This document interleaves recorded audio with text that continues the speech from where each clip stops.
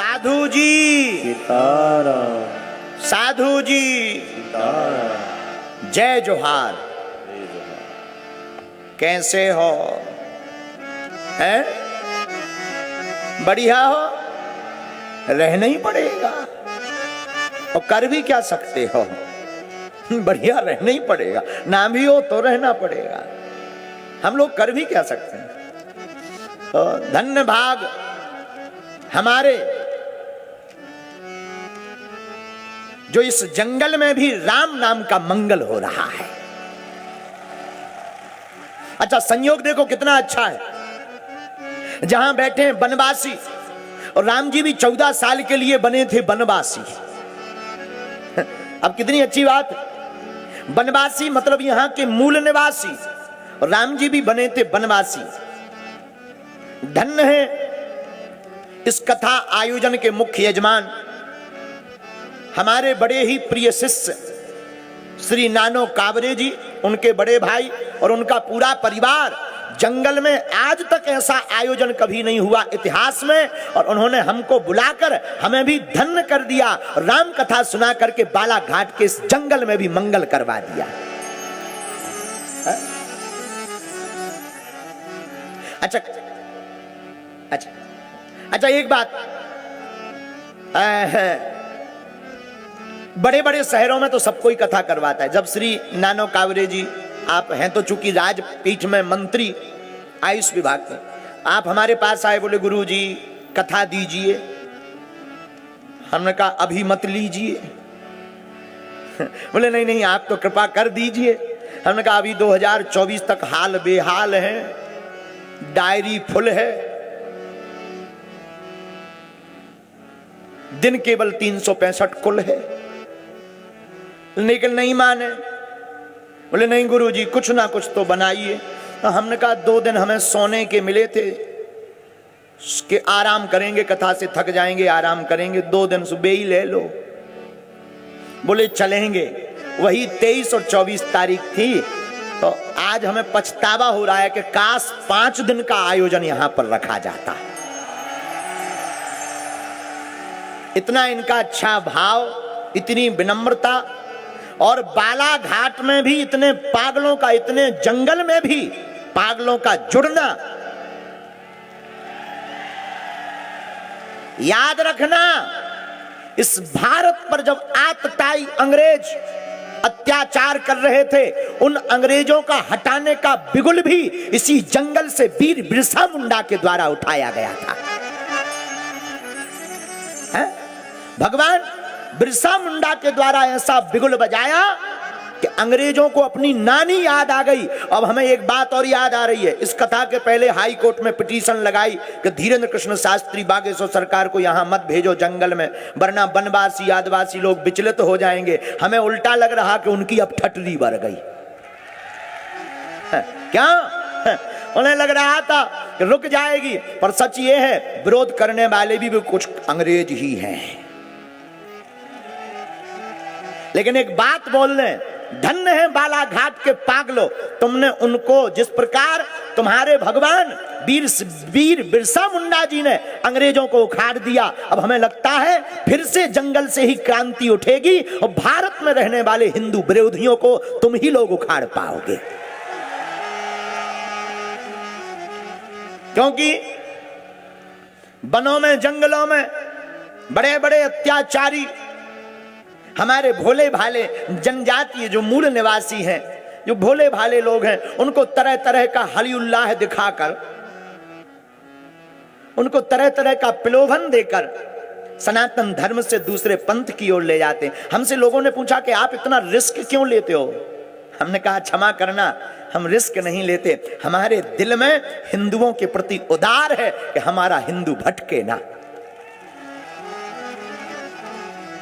और हम वन में इसीलिए कथा करने नहीं आए हैं, कथाओं की तो तारीख नहीं, लेकिन हम वन में सिर्फ आप लोगों के पास, क्योंकि हमें आप लोगों में अपने भगवान राम की छवि दिखाई पड़ती है। आप अपना गौरव भूलना मत। वन में रहने वाले वनवासियों, तुम उस वंश के हो, उस खानदान के हो कि तुम्हारी पूर्वज की पीढ़ी ने भगवान राम का साथ जिस प्रकार दिया था, अब हम प्रार्थना करेंगे, अब तुम्हारी फिर जरूरत है, अब तुम्हें हिंदू राष्ट्र का साथ देना पड़ेगा। जिस प्रकार राम जी बन गए तो राम बन गए,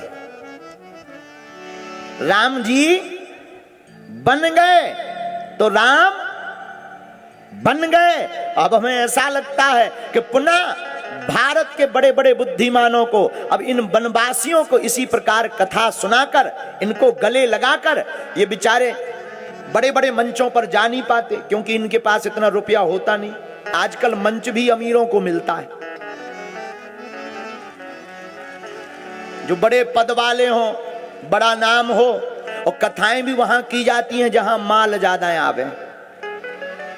लेकिन हमने ठीक उल्टा निर्णय लिया है। हम भारत के समृद्ध प्रदेशों में, समृद्ध शहरों में कथा तो करेंगे, लेकिन अपनी जिंदगी के 2-3 महीने में 3-3 दिन जंगलों में गुजार कर वनवासियों को राम कथा सुनाएंगे।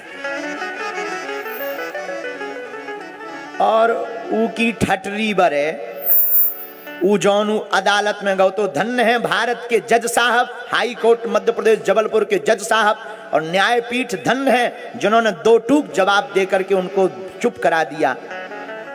लेकिन उसकी ठटरी बरे जो कह रहा हो तो के बागेश्वर महाराज आएंगे तो संस्कार बिगड़ जाएंगे। अच्छा आप बताओ, राम कथा से संस्कार बिगड़त हैं कि बनत? आप लोग बताओ, मिशनरियों के आने से संस्कार बनते हैं कि बिगड़ते? बिगड़ते हैं। और हमारे आने से बिगड़ते हैं क्या? राम कथा से बिगड़ते हैं क्या? अब तुम समझ जाओ कि वे की के साथी हैं। आप अपने से निर्णय लगाओ, लेकिन हम अपना प्रण कभी नहीं छोड़ेंगे। हम बहुत गौरवान्वित हैं कि हमको बालाघाट की इस पुनीत धरती पर 2 दिवसीय वनवासी राम कथा सुनाने का मौका मिल रहा है। हम तो कुछ नहीं जानते, जो भगवान श्री सीताराम जी की कृपा। और बगल में ही श्री बड़े देव भगवान का स्थान है, पीछे भगवती माई का स्थान है। उनकी जो हमें प्रेरणा लगेगी हम 2 दिन तक चरित्र सुनाएंगे, और माता सबरी के ऊपर 2 दिन कथा करेंगे। उसी चरित्र को हम लोग गुनगुनाएंगे। अच्छा संयोग देखिए, जहां कथा हो रही इसे कहते वन, जंगल। जंगल कहते, जंगल में राम कथा से हो रहा है, क्या हो रहा है? मंगल। लेकिन संयोग देखना, राम जी का जो नाम है वो भी मंगल भवन है। मंगल भवन अमंगलहारी है? राम जी का नाम क्या है?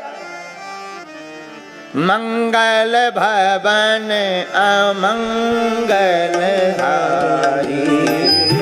मंगल भवन अमंगलहारी।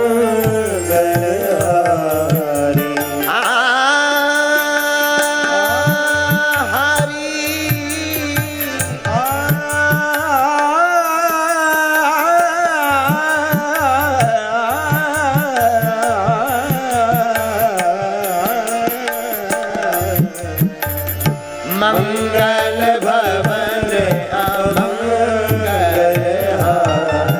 भैया गाओ, मंगल भवन अमंगलहारी।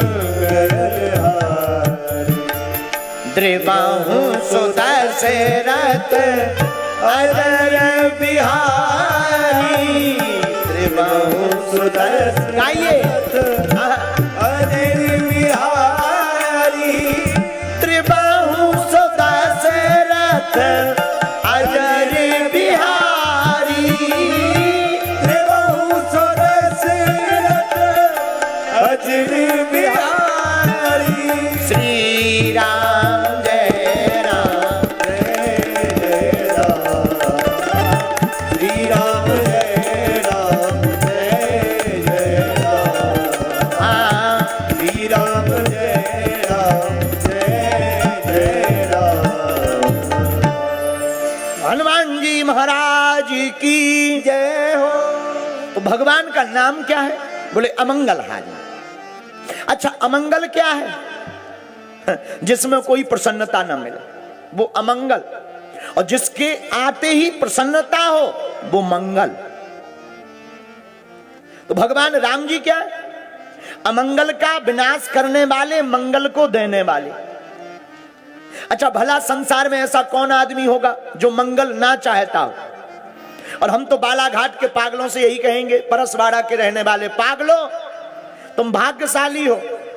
जीवन का लक्ष्य भुक्ति नहीं है, जीवन का लक्ष्य तो मुक्ति है।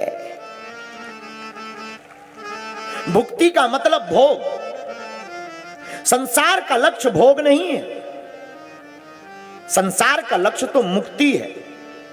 और एक बात, जीवन को यत्र से मत महकाओ। अगर तुम्हें जीवन को महकाना ही है तो राम चरित्र से जीवन को महकाओ। इत्र यत्र इत्र की खुशबू 2 दिन चलेगी, ज्यादा हाई फाई लगाओगे 8-10 दिन। दारू की चलत दिन भर, दारू की खुशबू दिन भर, इत्र की खुशबू थोड़ा ज्यादा चल जाती है 8-10 दिन। अच्छा ज्यादा महंगा वाला लगा लो 20-25 दिन, इसके बाद इत्र की खुशबू गायब। लेकिन इत्र की खुशबू तो अस्थायी है, मात्र 20-25 दिन टिकता है, लेकिन चरित्र की खुशबू तो सदियों तक याद रखी जाती है। रानी दुर्गावती, इनके चरित्र की खुशबू आज तक है। इन्होंने जो किया, भगवान बिरसा मुंडा जी, इन्होंने जो किया आज तक इनके चरित्र की खुशबू है। राजा शंकर शाह, कुंवर राजा रघुनाथ शाह, इनके चरित्र की खुशबू आज तक जिंदा है। इसलिए हम लोगों को चरित्र की खुशबू पर ध्यान देना चाहिए, इत्र की खुशबू पर नहीं। एक बात और, इत्र की खुशबू और चरित्र की खुशबू दोनों में जमीन आसमान का अंतर है। जैसे कांच और मणि, कांच और मणि देखने में एक जैसी होती हैं, चमकदार होती हैं, लेकिन जो काम मणि करती है वो कांच नहीं करता है। उसी प्रकार इत्र और चरित्र दोनों में जमीन आसमान का अंतर है। लेकिन ध्यान रखें, क्षमा करना, हम लोग इत्र और चित्र पर ध्यान देते हैं, चरित्र को ढीला कर देते हैं। भगवान इत्र और चित्र नहीं, भगवान चरित्र देख करके कृपा करते हैं। क्या देखकर कृपा करते? अच्छा, एक बात बताओ, बस होती है, बस बड़ी वाली पुरानी बस हो, खटारा, उसमें पेंट करवा दिया जाए नया, बढ़िया नए सीटें, नए पर्दे लगवा दिए जाए, बस देखने में फिर कितनी सुंदर लगेगी बताओ? बहुत ज्यादा लगेगी। हाँ जी या ना जी? बोलो। लेकिन जब स्टार्ट करेंगे तब अपने आप पता लग जाएगा कि यार दिखने भर में सुंदर है, बाकी खटारा है। हाँ जी या ना जी? उसी प्रकार हम बाहर से दिखने में भले ही सुंदर हो, पर चरित्र खराब हो तो वह चित्र किसी काम का नहीं। और भगवान के द्वार पर चित्र की नहीं, चरित्र की पूजा है। इसलिए तो गोस्वामी तुलसीदास जी ने राम चरित्र मानस को निर्माण कराया। अच्छा, रामचरित्र मानस क्या है? रामचरित्र मानस का अगर अर्थ समझना है तो रामचरित्र मानस को उल्टा करो। अच्छा, रामचरित्र मानस को उल्टा करके पढ़ेंगे तो क्या होगा? मानस चरित्र राम, जिस मनुष्य का चरित्र राम की भांति है वही रामचरित्र मानस है। दूसरी बात, हम लोग चित्र, हम लोग साधन और हम लोग प्रदर्शन, इन 3 पर ध्यान देते हैं। चित्र, साधन, प्रदर्शन। होना यह चाहिए, चित्र की जगह चरित्र का पर ध्यान देना चाहिए, साधन की जगह साधना पर ध्यान देना चाहिए, और प्रदर्शन की जगह भगवत दर्शन की तरफ ध्यान देना चाहिए।